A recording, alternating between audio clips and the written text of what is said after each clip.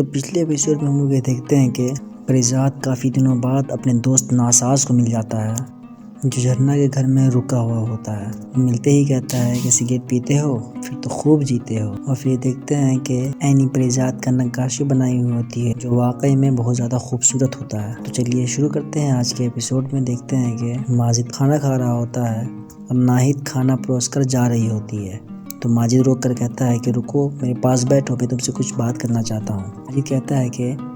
تم بہت زیادہ چپ چاپ رہنے لگی ہو، تم پہلے اچھی تھی، جو لڑتی تھی جھگڑتی تھی، پہلے والی ناہید بہت زیادہ اچھی تھی، تم جب خاموش رہتی ہو تو مجھے بالکل اچھا نہیں لگتا۔ ناہید کہتی ہے کہ جب میں لڑتی تھی جھگڑتی تھی تب تمہیں اچھا نہیں لگتا تھا، اور اب جب میں چپ ہوں تب بھی تم کو اچھا نہیں لگ رہا۔ یہ کہتے ہوئے ناہید وہاں سے چلی جاتی ہے، اور آگے دیکھتے ہیں کہ پریزاد اپنے چہرے کے نقاشی کو دیکھ کر کے بہت زیادہ اندر سے خوش ہو جاتا ہے کہ کوئی اس کے لیے اتنا خوبصورت اس کے چہرے کا نقاشی بنا رہا، اور اینی کو شکریہ ادا کرتا ہے کہ واقعی میں بہت زیادہ ہی خوبصورت ہے، اور پھر کہتا ہے کہ کیا کسی کے لفظ، جذبات اور احساس کافی ہوتے ہیں کسی کے اندر کے روح کو چھونے کے لیے؟ پر اینی کہتی ہے کہ کچھ اور بھی چاہیے ہوتا ہے کیا؟ یہ دنیا کی نہیں پڑی، اور نہ ہی میں دنیا کے اصولوں کو مانتی ہوں،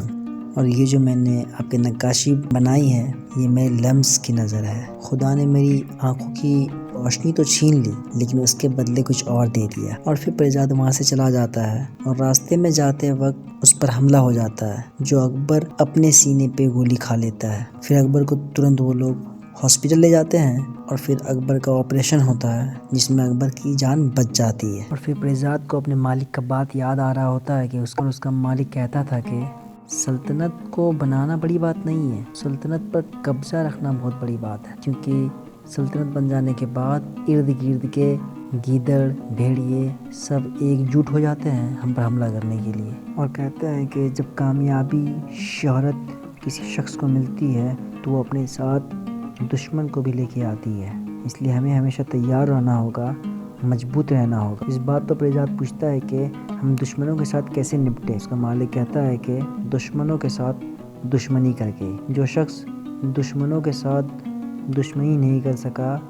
دوست کے ساتھ دوستی نہیں نبھا سکا، پھر اسے جینے کا کوئی حق نہیں۔ اور پھر آگے دیکھ، اور اس کی ماں کو یہ خبر ملتا ہے کہ پریزاد پر حملہ ہوا ہے۔ جیسے ہی نیوز دیکھتی ہے اینی، وہ پوری طرح سے بے قرار ہو جاتی ہے، اور وہ پریزاد سے ملنا چاہتی ہے اور دیکھنا چاہتی ہے کہ پریزاد سب ٹھیک ہے یا نہیں، لیکن اس کی ماں اسے رات گئے جانے نہیں دیتی۔ بولتی ہے کہ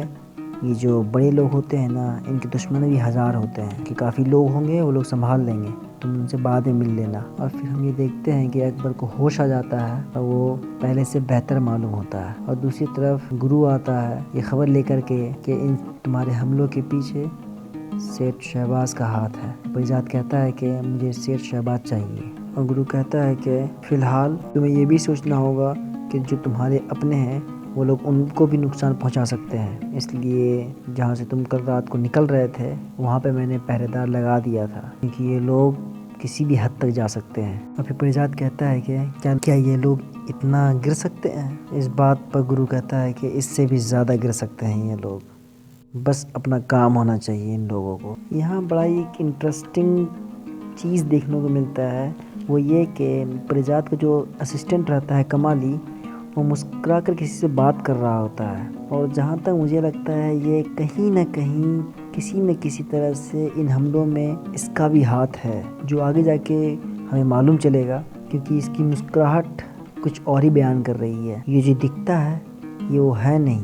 اور پھر پریزاد اپنے دوست ناساز سے، جھرنا سے اور ان کے ابو سے جا کر ملتا ہے، جہاں پہ مہاپارا جی پہلے سے موجود ہوتی ہے، اور یہ دیکھ کر کے پریزاد بالکل ٹھیک ٹھاک ہے، وہ لوگ بہت خوش ہو جاتے ہیں۔ اور پھر تھوڑی دیر بعد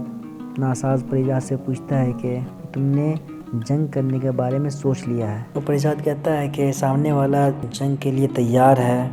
تو مجھے بھی تیار رہنا ہی ہوگا۔ پھر ناساز پوچھتا ہے اینی کے بارے میں۔ اس بات پر پریزاد کہتا ہے کہ قدرت کا ستم دیکھو، میں ایک نظر کے لیے تڑپ رہا تھا، اور جس سے محبت ہوئی اس کی نظر ہی نہیں ہے، وہ دیکھ ہی نہیں سکتی۔ تم ذرا سوچو میرا حال کیا ہو رہا ہوگا، میں تو بس اس ایک نظر کی تلاش میں بھٹک رہا ہوں، لیکن وہ تو دیکھ ہی نہیں سکتی جس سے مجھے محبت ہے۔ بات پر ناساز کہتا ہے کہ تم اتنا ٹینشن مت لو اور اسے اپنے دل کی بات جا کر کے کہہ دو،